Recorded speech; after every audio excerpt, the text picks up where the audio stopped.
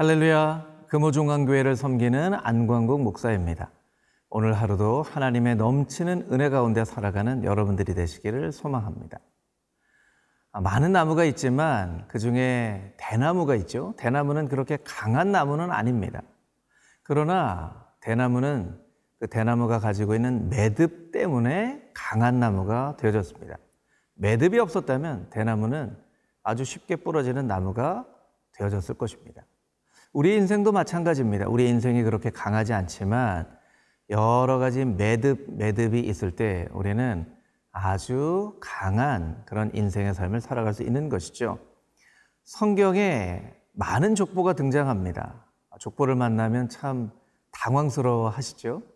족보는 참 반가운 것은 아니지만 족보는 한 역사가 맞춰지고 새로운 역사가 시작되어지는 매듭과 같습니다.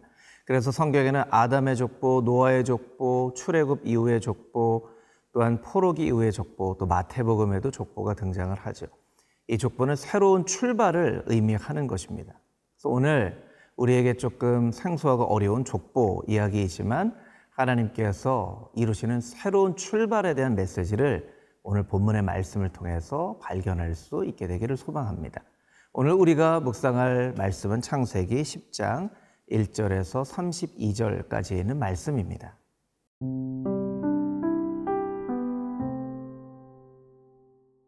창세기 10장 1절에서 32절 말씀입니다. 노아의 아들 셈과 함과 야벳의 족보는 이러하니라. 홍수 후에 그들이 아들들을 낳았으니 야벳의 아들은 고멜과 마곡과 마대와 야완과 두발과 메섹과 디라스여, 고멜의 아들은 아스그나스와 리밧과 도갈마여, 야완의 아들은 엘리사와 달시스와 기띔과 도다님이라. 이들로부터 여러 나라 백성으로 나뉘어서 각기 언어와 종족과 나라대로 바닷가의 땅에 머물렀더라. 함의 아들은 구스와 미스라임과 붓과 가나안이요, 구스의 아들은 스바와 하윌라와 삽다와 라마와 삽드가요, 라마의 아들은 스바와 드단이며, 구스가 또 니므롯을 낳았으니 그는 세상의 첫 용사라. 그가 여호와 앞에서 용감한 사냥꾼이 되었으므로 속담에 이르기를 아문은 여호와 앞에 니므롯같이 용감한 사냥꾼이로다 하더라. 그의 나라는 시날 땅의 바벨과 에렉과 악갓과 갈레에서 시작되었으며, 그가 그 땅에서 아수르로 나아가 니느웨와 르호보딜과 갈라와 및 니느웨와 갈라 사이에 레센을 건설하였으니 이는 큰 성읍이라. 미스라임은 루딤과 아나밈과 르하빔과 납도힘과 바드루심과 가슬루힘과 갑도림을 낳았더라. 가슬루힘에게서 블레셋이 나왔더라. 가나안은 장자 시돈과 헷을 낳고 또 여부스 족속과 아모리 족속과 기르가스 족속과 히위 족속과 알가 족속과 신 족속과 아르와 족속과 스말 족속과 하맛 족속을 낳았더니 이후로 가나안 자손의 족속이 흩어져 나아갔더라. 가나안의 경계는 시돈에서부터 그라를 지나 가사까지와 소돔과 고모라와 아드마와 스보임을 지나 라사까지였더라. 이들은 함의 자손이라. 각기 족속과 언어와 지방과 나라대로였더라. 셈은 에벨 온 자손의 조상이요 야벳의 형이라. 그에게도 자녀가 출생하였으니 셈의 아들은 엘람과 아수르와 아르박삿과 룻과 아람이요, 아람의 아들은 우수와 훌과 게델과 마스며, 아르박삿은 셀라를 낳고 셀라는 에벨을 낳았으며, 에벨은 두 아들을 낳고 하나의 이름을 벨렉이라 하였으니 그때에 세상이 나뉘었으며, 벨렉의 아우의 이름은 욕단이며, 욕단은 알모닷과 셀렙과 하살마웻과 예라와 하도람과 우살과 디글라와 오발과 아비마엘과 스바와 오빌과 하윌라와 요밥을 낳았으니 이들은 다 욕단의 아들이며, 그들이 거주하는 곳은 메사에서부터 스발로 가는 길의 동쪽 산이었더라. 이들은 셈의 자손이니 그 족속과 언어와 지방과 나라대로였더라. 이들은 그 백성들의 족보에 따르면 노아 자손의 족속들이요 홍수 후에 이들에게서 그 땅의 백성들이 나뉘었더라. 먼저 1절에서 11절까지 있는 말씀을 같이 한번 묵상해 보겠습니다. 우리 1절 말씀만 같이 한번 읽어볼까요? 노아의 아들 셈과 함과 야벳의 족보는 이러하니라.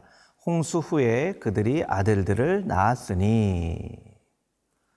세상 사람들은 사실 족보에 굉장히 관심이 많습니다. 소개를 할 때 보면 조금 역사와 전통이 있는 가문의 사람은 내가 어느 집안의 누구의 몇 대 손입니다. 이렇게 설명을 하는 경우들도 있죠. 고향을 이야기합니다. 가문을 이야기합니다. 그것은 자랑하고 싶은 마음이 있는 것이죠. 우리의 고향이, 우리의 가문이, 내 성이 이렇게 아주 자랑할 만한 그런 것이다 이야기를 합니다. 그래서 디모데전서 1장 4절 말씀에 보면 허탄한 신화와 끝없는 족보 이야기를 멀리하라 라고 말씀하고 있죠. 성경에도 이런 족보 이야기에 굉장히 관심이 많았던 사람들이 있었던 것입니다. 그러나 이것이 세상의 족보, 인간의 족보의 이야기라면 하나님의 신앙의 족보는 다른 의미를 가지고 있습니다. 오늘 창세기 10장에 나와 있는 많은 사람들의 이름은 하나님께서 노아에게 약속하신 그 약속을 하나님께서 성실하게 실현하셨음을 나타내는 것입니다. 내가 너에게 이렇게 약속하지 않았느냐? 9장에 하나님께서 노아에게 말씀하시죠. 생육하고 번성해라. 하나님께서 말씀하신 이 말씀을 하나님 스스로가 어떻게 실현하고 계시는지를 아주 분명하게 증거하고 계시는 그런 아주 명백한 하나님의 언약의 성취를 나타내는 것이 바로 족보의 이야기라는 것이죠. 그래서 족보를 여러분들이 이렇게 보시면서 하나님이 이렇게 이루어 가셨구나 라고 묵상을 하셔야 한다는 것입니다. 오늘 창세기 10장의 족보는 야벳과 함과 셈 순서로 나와 있습니다. 야벳의 족보의 이야기를 이렇게 보다 보면 5절 말씀에 이들로부터 여러 나라 백성으로 나뉘어서 각기 언어와 종족과 나라대로 바닷가의 땅에 머물렀더라. 여러 백성으로 나뉘었다라고 하는 말씀은 노아가 창세기 9장 27절 말씀에 야벳을 축복하면서 하나님께서 너로 하여금 창대하게 하기를 원한다라고 야벳을 축복하였죠. 이 축복이 이렇게 나타났다라는 것을 증명하고 있는 것입니다. 6절 이하에 보면 함의 아들들이 나옵니다. 함의 아들들 중에 8절에 보면 구스가 또 니므롯을 낳았으니 그는 세상의 첫 용사다. 니므롯의 이름의 뜻은 반역하다라는 이름을 가지고 있어요. 참 그의 아버지가 왜 이런 이름을 니므롯에게 지어줬을까요? 누구에게 반역한다는 의미였을까요? 하나님께 반역한다는 의미였죠. 그리고 용사라는 이름의 뜻 기볼은 폭력으로 통치하는 자라는 뜻을 가지고 있습니다. 폭력으로 통치하여서 큰 용사이지만 하나님께 반역을 하는 사람. 이 사람은 세상에서 아주 큰 사람일 수 있었는지는 모르겠지만 하나님 나라에 그렇게 중요한 사람이 아니었습니다. 한 구절을 더 살펴볼까요? 11절, 12절 말씀인데 그가 그 땅에서 아수르로 나아가 니느웨와 르호보딜과 갈라와 및 니느웨와 갈라 사이에 레센을 건설하였으니 이는 큰 성읍이라. 큰 성읍이었다라고 이야기를 하고 있습니다. 하게돌라, 위대한이라고 하는 말이죠. 여러분, 하나님 나라에는 큰 성읍도 필요 없고 큰 용사도 필요 없습니다. 세상에서는 큰 성읍을 주목하여 보죠. 큰 용사를 주목하여 봅니다. 그러나 하나님은 큰 성읍, 큰 용사 그렇게 중요하지 않습니다. 왜냐하면 하나님이 크시기 때문이죠. 고린도전서 1장 27절 말씀을 우리가 기억해 볼 필요가 있습니다. 하나님께서 세상에 미련한 것들을 택하사 지혜 있는 자들을 부끄럽게 하시고 세상에 약한 것들을 택하사 강한 것들을 부끄럽게 하신다는 거예요. 여러분, 우리가 약해서 때로는 미련해서 절망하고 낙담하고 힘들어하고 있습니까? 그것은 참 어리석은 일입니다.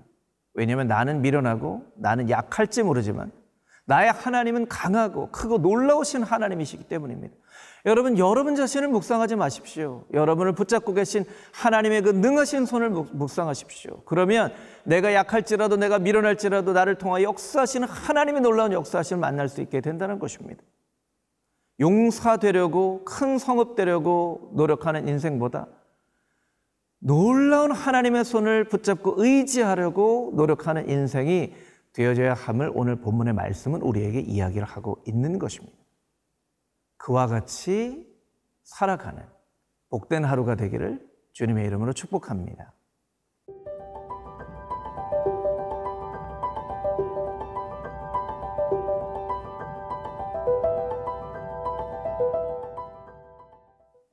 (13절) 이하에 있는 말씀을 함께 묵상해 보겠습니다. 15절에 보면 우리에게 굉장히 익숙한 이름이 하나 나오죠. 가나안이라는 이름이 나옵니다. 함은 아버지 노아의 수치를 가리우지 않고 그래서 노아로부터 저주를 받았는데 가나안이 저주를 받죠. 함보다 그 아들을 저주하는 것이 더 고통스러운 이름을 알았기 때문입니다.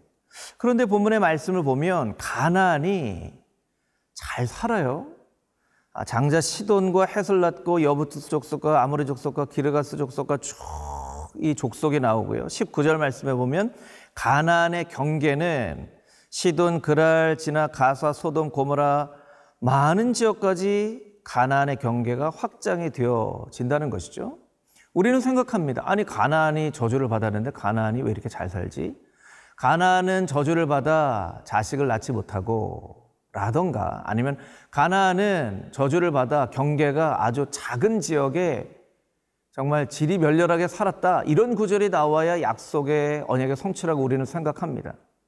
그런데 성경은 무엇을 이야기하고 있죠? 가나안은 저주를 받았으나 이 땅에서는 성공할 수도 있다라고 이야기를 하고 있습니다. 우리는 때로 이 땅에서의 성공이 하나님의 축복이라고 동일시하는 경향이 있습니다. 그러나 그것은 굉장히 위험한 생각입니다. 여러분, 가나안의 자손도 이 땅에서 성공할 수 있다고 성경은 말하고 있어요. 우리가 이 땅에서의 성공만을 추구한다면 가나안과 별반 다를 바 없는 삶을 살게 된다는 것입니다. 여러분, 이 땅에서의 성공을 간절히 원하십니까? 아니면 이 땅에서 우리가 성공하지 못할지라도 하나님의 크신 영적인 유업을 받는 삶을 살기를 원하십니까? 가나안의 성공처럼 이 땅에서의 성공을 추구하며 살지 않게 되기를 주님의 이름으로 축복합니다. 21절 이하의 말씀을 보면 셈의 족보가 나오는데요. 우리 21절 말씀을 같이 한번 읽어볼까요? 셈은 에벨 온 자손의 조상이요 야벳의 형이라 그에게도 자녀가 출생하였으니. 조금 언뜻 이해가 안 되죠? 셈은 에벨 온 자손의 조상이다. 셈을 설명하는데 에벨을 통해서 셈을 설명합니다. 왜냐하면 이 모세오경의 저자, 창세기의 저자가 이 모세였기 때문이죠. 이 에벨이 어떤 의미를 가지고 있는가? 에벨은 건너편이라고 하는 뜻을 가지고 있습니다. 건너편, 건너오다. 그래서 에벨을 통해서 에벨에서 이브리라는 말이 나오게 되었고 이브리가 히브리가 된 것입니다. 이 건너편은 어느 건너편을 말하는 것일까요? 홍해 건너편을 말하는 것이죠. 그래서 이 에벨이라고 하는 것 자체가 하나님께서 벌써 이때에 우리가 홍해를 건너서 약속의 땅으로 오게 될 민족임을 벌써 이때부터 섭리 가운데 정해놓고 계셨구나라는 모세의 고백이 담겨져 있는 그런 구절이라는 거예요. 그래서 셈은 에벨 온 자손의 조상이다라고 이야기를 하고 있는 것이죠. 여러분, 우리의 삶 가운데 우연히 일어나는 것처럼 보여지는 일일지라도 그것이 하나님의 섭리 가운데, 만세전부터 예비하신 하나님의 섭리 가운데 일어나는 일인 것을 우리가 잊지 말고 기억해야 할 것입니다. 하나님 이런 일도 이미 계획하셨군요. 하나님의 섭리 가운데 있었군요. 라고 하나님의 섭리하심을, 미리 예비하심을 우리가 믿고 의지하며 따라간다면 이 셈의 이 족보 가운데 나와 있는 에벨의 의미가 너무나 놀라운 고백으로 고백되어지는 것처럼 우리의 삶 가운데 일어나는 작은 일이라 할지라도 그런 하나님의 섭리에 대한 고백이 그 일 가운데 담겨져 있을 수 있다는 것입니다.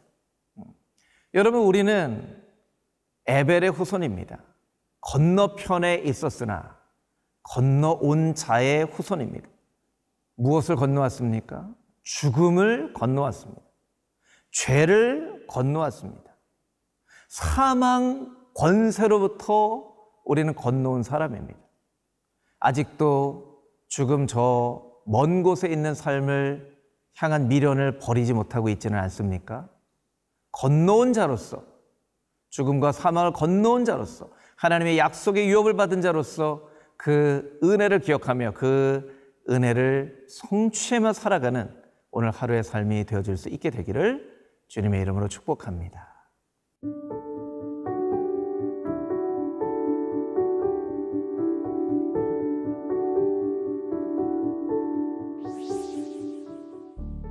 거룩하신 아버지 하나님, 셈은 에벨 온 자손의 조상이라는 말과 같이 우리는 죽음을 건너온 자, 죄악을 건너온 자임을 기억하게 해주시고 죽음 저편의 삶을 향한 미련이 아직도 우리의 마음 가운데 있다면 그 미련을 떨쳐버리고 오직 건너온 자로서의 은혜를 누리며 잊지 않고 살아가는 하나님의 거룩한 백성 되게 하여 주시옵소서. 가나안과 같이 이 땅에서의 성공에 목말라 살아가지 않게 하여 주시고 천국 백성답게 살아가는 오늘 하루에 우리의 축복된 삶이 되어지게 하여 주시옵소서. 예수 그리스도의 거룩하신 이름으로 기도합니다. 아멘.